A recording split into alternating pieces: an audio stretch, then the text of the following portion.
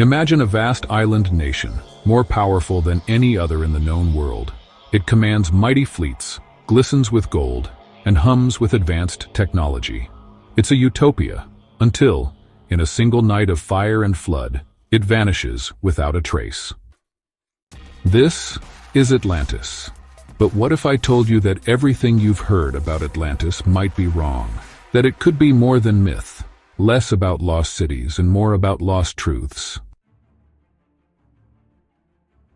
Let's rewind. The year is 360 BCE. Plato, the Greek philosopher, writes two dialogues, Timaeus and Critias.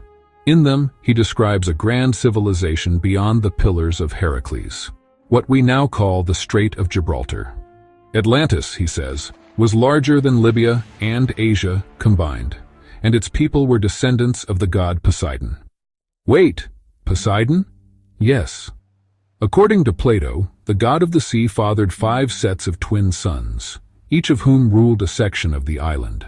At the center stood a magnificent capital, ringed by concentric circles of land and water, with temples plated in silver and orichalcum, a mysterious metal even more precious than gold. But here's the twist. Plato says Atlantis wasn't a fantasy. He claims it was a real place, existing 9,000 years before his own time. If that's true, Atlantis would be older than the pyramids, older than Stonehenge, older than history as we know it.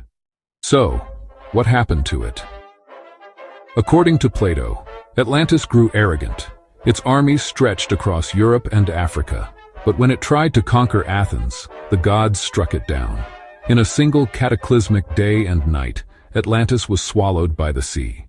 Myth, allegory, or distorted memory of a real event? So, why would Plato invent such a vivid tale? And why have we been obsessed with it for over 2,000 years? Some historians say Atlantis was Plato's political metaphor, a warning against hubris and the dangers of a corrupt civilization. Others believe he was drawing from ancient Egyptian records, possibly relayed to his ancestor, Solon, who visited Egypt about a century earlier. The Egyptians, Plato claims, told of a mighty empire destroyed by flood and fire. Sound familiar? But there's more. Plato places Atlantis 9,000 years before his own time. That's around 11,000 BCE, the end of the last ice age. Coincidentally, that's also when massive glacial melting triggered dramatic sea level rise and global climate shifts. Could Atlantis be a cultural memory of real coastal civilizations drowned by those ancient floods? Now, fast forward to modern times. The 19th century. Ignatius Donnelly, a U.S. congressman and amateur historian, revives the legend. In 1882, he publishes Atlantis, the Antediluvian World, claiming that Atlantis was the source of all ancient civilizations, Egyptian, Mayan, even Norse. He argues that the great flood myths across cultures point to one shared origin, the destruction of Atlantis. Suddenly, Atlantis fever sweeps the world. Theosophists say it was home to an advanced psychic race. Edgar Cayce, the sleeping prophet, claims Atlanteans had crystal energy and could control gravity. Even Nazis searched for Atlantis, hoping to prove Aryan superiority. Yes, Atlantis even shaped ideologies.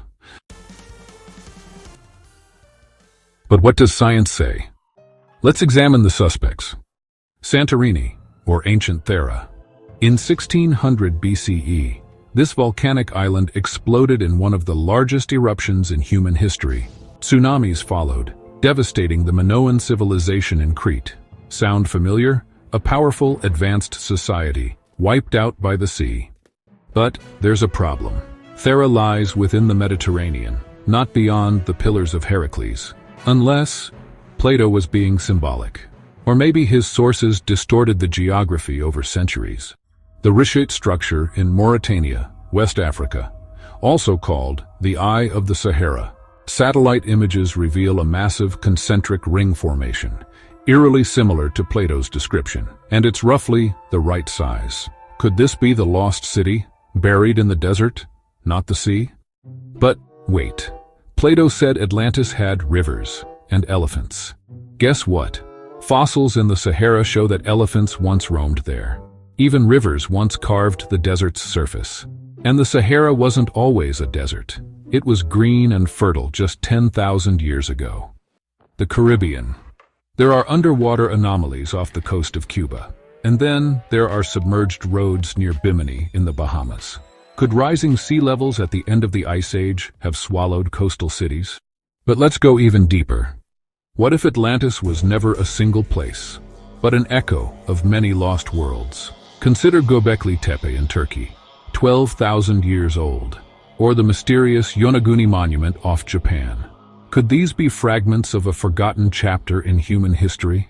A chapter wiped away by the melting of the glaciers when sea levels rose over 400 feet. And then there's Doggerland, once a land bridge connecting Britain to mainland Europe.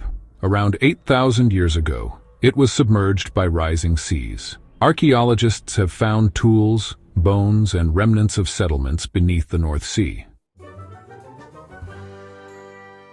A global flood, lost knowledge, rising waters, the ingredients for myth and memory.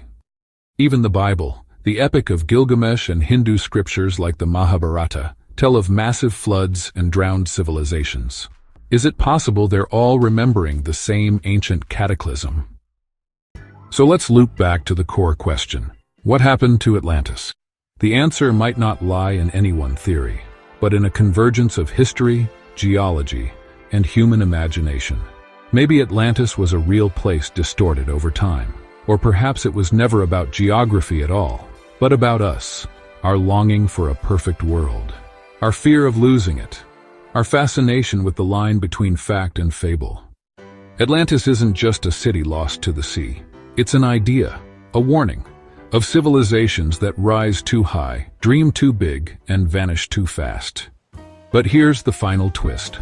What if we are Atlantis? A powerful global civilization, connected by technology, pushing the boundaries of nature, teetering on the edge of environmental collapse. Plato's tale wasn't just about the past. Maybe it's a prophecy. And if that possibility intrigues you as much as it does us, don't let this be the last mystery you explore with us.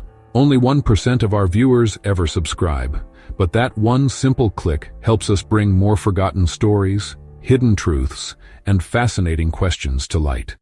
So if you want more time-bending journeys through history, myths, and mysteries, subscribe to 5 Minutes of Culture. Because some answers are worth chasing, even if they've been lost for 11,000 years.